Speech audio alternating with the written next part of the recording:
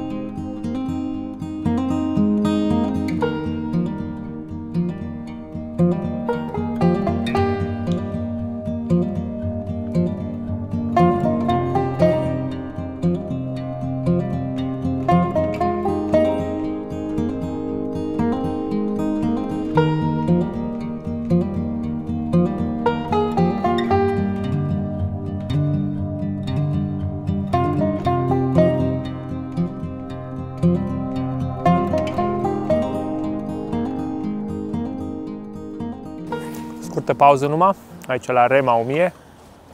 Un măr, am mai luat un lapte, ceva mici măruntaie, un biscuite, la micul dejun așa în parcare.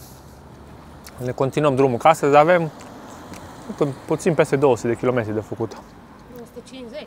Auzi, vreo 250 dacă facem ambele faruri, ambele puncte. Suntem în centru, la Thisted. Aici am mai fost, cred că de vreo 2 ori, când ne-a dus Bobby cu Ina la plimbare, la înghețat, aici în port. Vă las acum și cu un hyperlapse, să vedeți ce fain e tot orașul.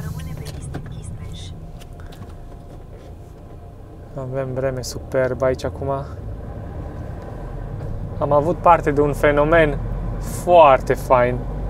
Efectiv, din soare a venit norul ăla de ploaie, dar n-am apucat să-l filmez. Iasmin a prins un pic într-un Reels.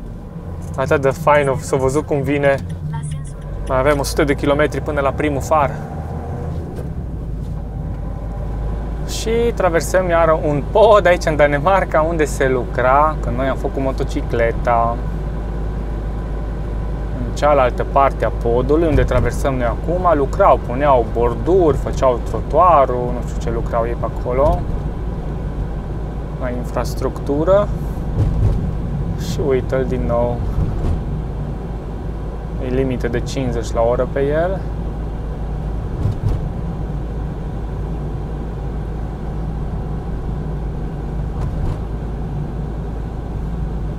Aici lucrau băieții în dreapta, uite, la trotuarul ăsta aici ceva făceau. Nici nu se mai vede că s-a lucrat. Și imediat în dreapta sunt ceva buncăre din beton, din asta, uite, pe plajă. Danemarca e foarte renumită pentru buncărele astea.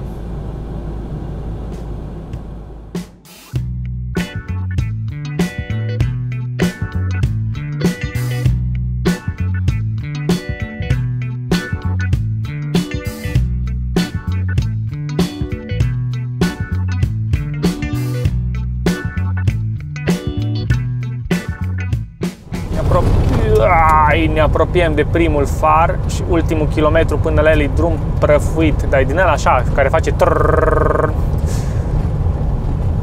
E ceva lume turistică pe aici.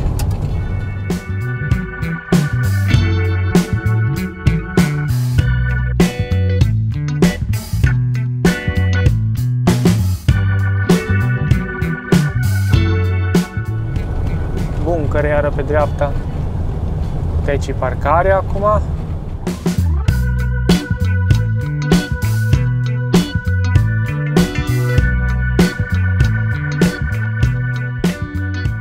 Lăsăm dubița parcată aici cu restul mașinilor.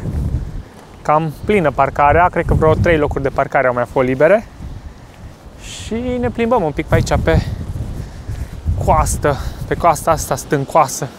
Uitați ce e pe aici în jos. Ce valuri nebune sunt acolo. Aici nu ar fi indicat să se surpe. Da, nebunie. Curată.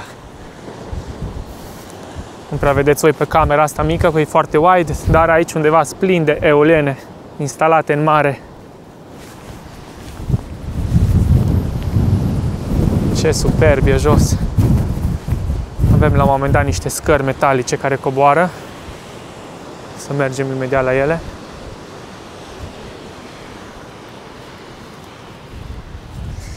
Și bineînțeles, acolo e farul.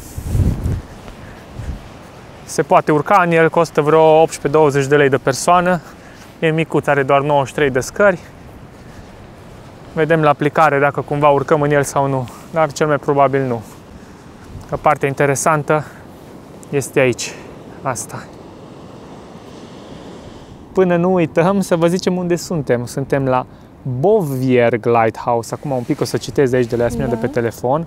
Este un far istoric situat pe spectaculoasele stânci de pe coasta de vest a Danemarcei, lângă orașul Lemvig. Și farul este construit în anul 1877 și farul funcționează și astăzi. Și bineînțeles că găzduiește și un centru cultural cu expoziții de artă, cafenea, concerte, evenimente locale.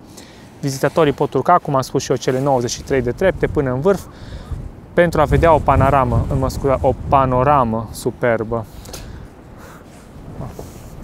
Niciodată nu poți să știi cine te așteaptă sus acolo. Ce frumoasă este coasta asta aici, dacă vedeți poza cu astea.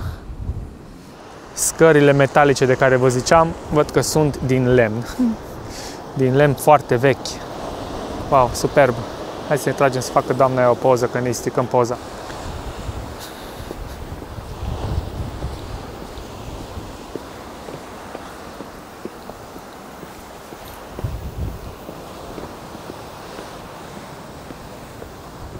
Interesant.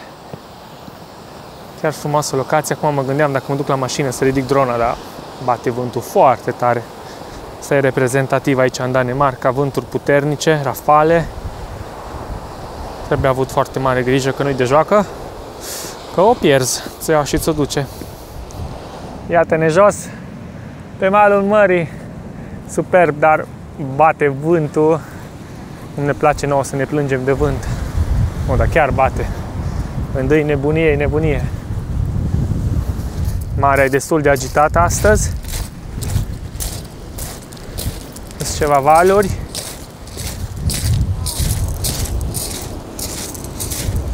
Se sparg aici în fața noastră. Se sparg în figuri.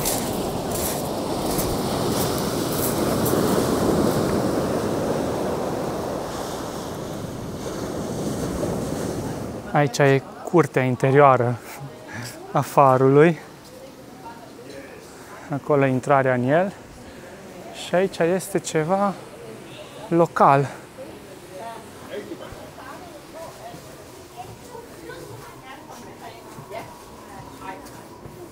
Uite, ceva shop. Se poate și mânca aici. Înghețată. Iasmin a văzut ceva strudel cu măr, a zis. Uite și gemuri. Uite ce drăguț. Gata, înapoi la Dubiță. Lăsăm farul aici, nu urcăm în el. Mergem la celălalt, care e cel puțin de 2 ori mai înalt decât ăsta. Și e la vreo 60 de kilometri de unde suntem noi acum. Coborâm tot așa pe coasta de vest a Danemarcei. Dubița noastră undeva în capătul parcării aici. Am plecat de la far, nu am mai filmat nimica. Am venit vreo 8 km. Lăsăm Dubița pe marginea drumului. Urcăm undeva aici în iarbă.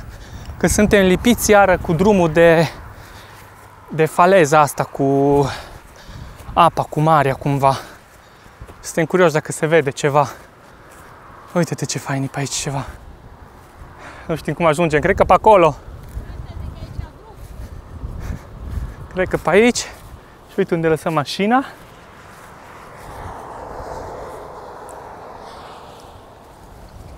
Mergem așa încet la pas. Sunt curios ce se vede de acolo. Aici trebuie să cuplăm 4x4. Vai, ce nisip moale. Hai, încet că ți intră în păpuc. Să vedem dacă merită efortul. Ce se vede de sus. Vai, ce moale îi.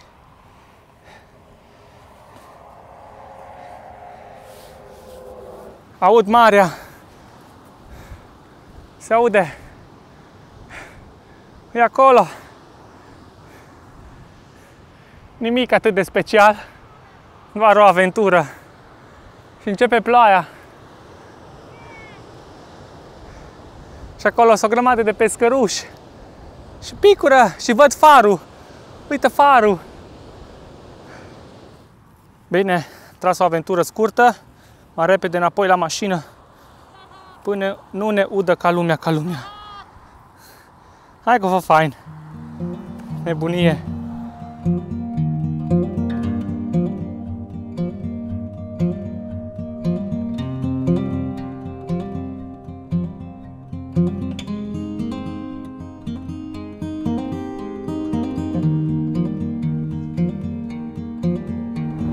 Ne apropiem de cel de-al doilea far.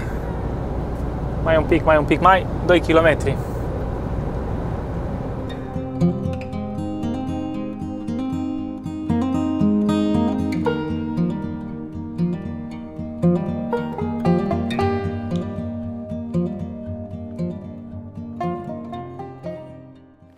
Am parcat Dubița și am ajuns la cel de-al doilea far pe ziua de astăzi. Uitați-l aici, în stânga noastră, care are un nume cel puțin funny pentru noi, pentru că se numește Lingvig cu Y. Ăsta ar costa vreo 50 de lei de persoană să urce în el, dar e mai înalt. Are 200 și ceva de trepte, deci priveliștea ar fi mai frumoasă, dar noi, cum spun alții, suntem zgârciți sau pur și simplu nu avem să dăm pentru așa ceva, nu plătim. Ne uităm de jos, savurăm și mergem mai departe. Când o să fim și noi mai în vârstă, așa cum îi vedem pe domnii și doamnele în vârstă cu campervanurile care vin din Germania, poate la vârsta lor ne ajungem și noi și o să vizităm muzee și faruri pe dinăuntru. Uite, până atunci îl savurăm de afară, uite ce drăguț e. În timp ce ne mai plimbăm, hai să vă mai citesc aici ce ne scrie despre acest far. Lingvikfyr, farul dintre dune, un loc magic pe coasta de vest a Danemarcei. Uite, construit în anul 1906 după un naufragiu tragic. Farul Lingvig a devenit un simbol al siguranței pe mare și o atracție turistică spectaculoasă. Și ne mai spune că urcă cele 200 și ceva de trepte și bucură-te de o panoramă și aici, de panoramă și aici, uimitoare asupra Mării Nordului și a dunelor nesăvârșite. No, ce să vă zic, asta ne zice aici informații de pe Google, de pe Chat, GPT, Cipilipi, ăia, toți deștepții internetului ne zic asta. Plimbare prin nisip și imediat ajungem la mare. Cât de mică ne-am săturat. Lăsăm farul în urmă, frumos. Încep dunele mai mari de nisip. Sper că ne auzim. Ne omoară. Încet, dar sigur. Hai că încerc să țin mâna aici, că ce agitată e marea, ce nebună îi. Asta e Marea Nordului.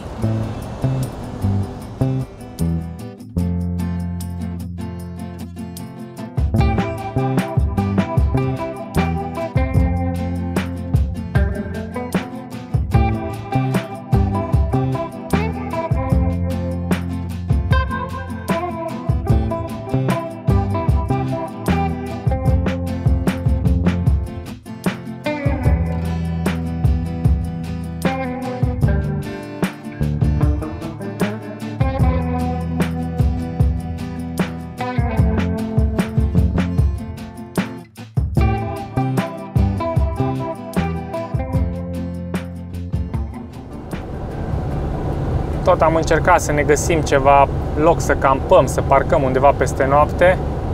Nu prea găsești în zonă, mai este ceva din astea cu plată, 20 de euro, 25 de euro doar să parchezi. E enorm. Și până la urmă ne-am hotărât, încercăm să ajungem astăzi la cealaltă plajă unde se poate intra cu mașina și teoretic sta peste noapte. Sau ai așa între legi cumva, dar vedem, dacă mai stau și alții, o să stăm și noi încă o dată, exact cum am stat acum aici la Blokhus. Și plaja asta altă se numește Lakolk, cu capa. Lakolk Strand, de pe insula, cred că Ramo sau Romo. Până acolo, 140 de kilometri de la Lingvikfyr. Așa că o să avem ceva de mers, 2 ore și ceva. Și deja acolo o să fim chiar în sudul Danemarcei, o să mai avem vreo jur de 80 de kilometri până la orașul ăla mare din nordul Germaniei, la Flensburg, unde teoretic vreau să și alimentez. Sper să meargă până acolo, că o să fiu foarte la limită. Nu mai vreau să alimentez pe Danemarca, acum aș vrea direct în Germania. Ne apropiem de insula Romo. Ne mai arată 13 km doar până efectiv pe plajă. Și acum am dat drumul să fac un hyperlapse iară. Da, Iasmina vrea să vă arate oițele. Dar eu o să vreau să vă arăt drumul. Ne duce efectiv așa, ca Moise, cum o despărțit apa. Așa trecem noi acum pe ceva drum. Aici pe hartă. Și uite, trecem efectiv pe apă. Și aici e plaja.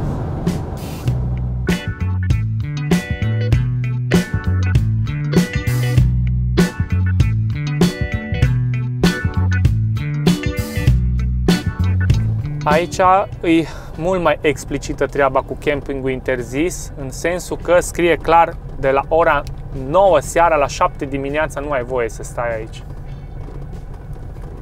Ceea ce trist. Și vă zic ceva, aici cum ești din plajă, cum ar veni, este parcare cu plată, camping. De-aia nu te las. Oricum eu vreau să stau să prind apusul până la ora 9 și vedem câte campere rămânem. Aia zic. Și vedem ce se întâmplă. Nu știu, dincolo chiar nu a avut absolut nimeni, nu a avut treabă.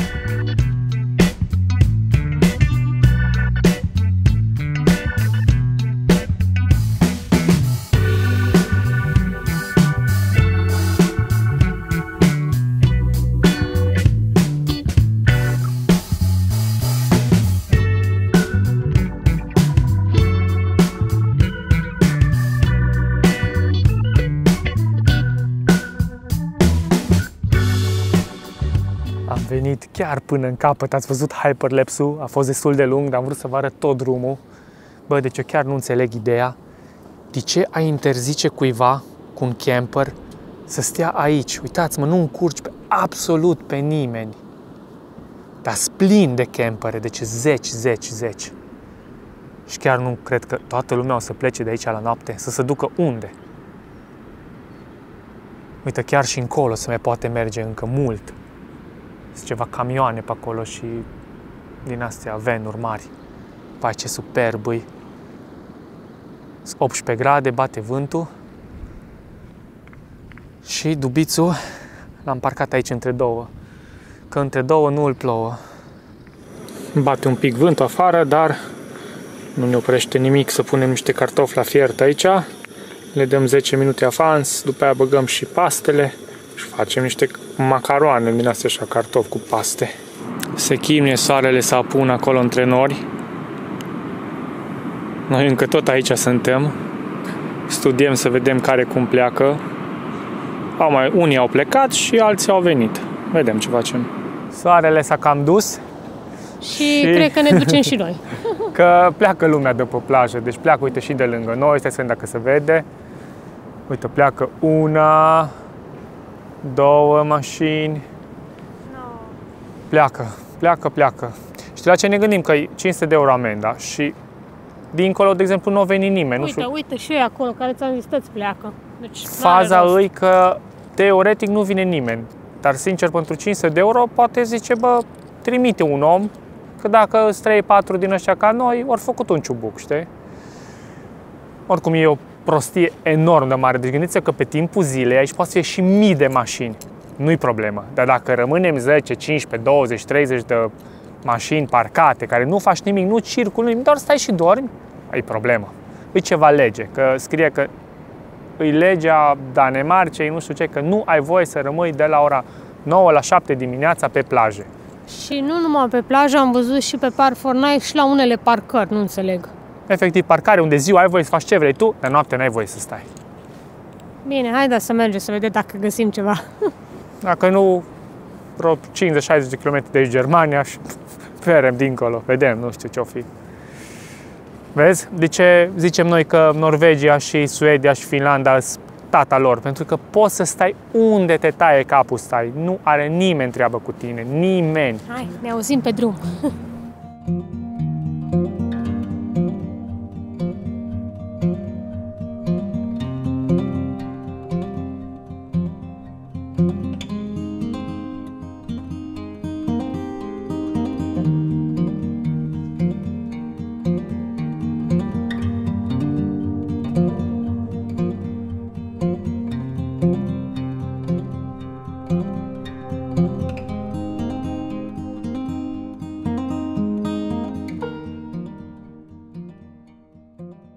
Încheiem ziua 44 și mâine ziua 45 și mai avem 5 zile și facem 50 de zile.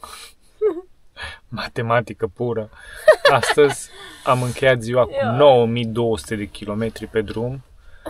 Suntem extrem de obosiți, nici nu mi-am mai copiat materialele, vedem mâine undeva le copiez, că acum am ajuns într-o pădure, nu știu exact cum se numește. Nu știu, de fapt încep ceva trasee pe jos, plimbat de câini, arată pe aici. Nu, și am venit pe beznă, abia am găsit locația, am mai dat de încă un Renault Kangoo aici parcat, cred că și le-au tresărit inima când am intrat noi cu farurile încolo și am iluminat. Sunt 2-3 băncuțe. Ideea e că mâine când ne trezim pe lumină o să filmăm un pic aici, deci o să trească să vă uitați la episodul următor ca să vedeți imaginile de dimineață. Da. N-am înțeles ideea de ce în Danemarca peste tot e interzis să stai și parcat, adică să staționezi între orele 21 seara și 7 dimineața. Nu am înțeles. Aia era trecut și pe plajă și am vrut să ne mai oprim în mai multe parcări, așa, puțin împădurite în marginea drumului și efectiv este tablă și scrie staționarea interzisă de la 9 seara la 7 dimineața.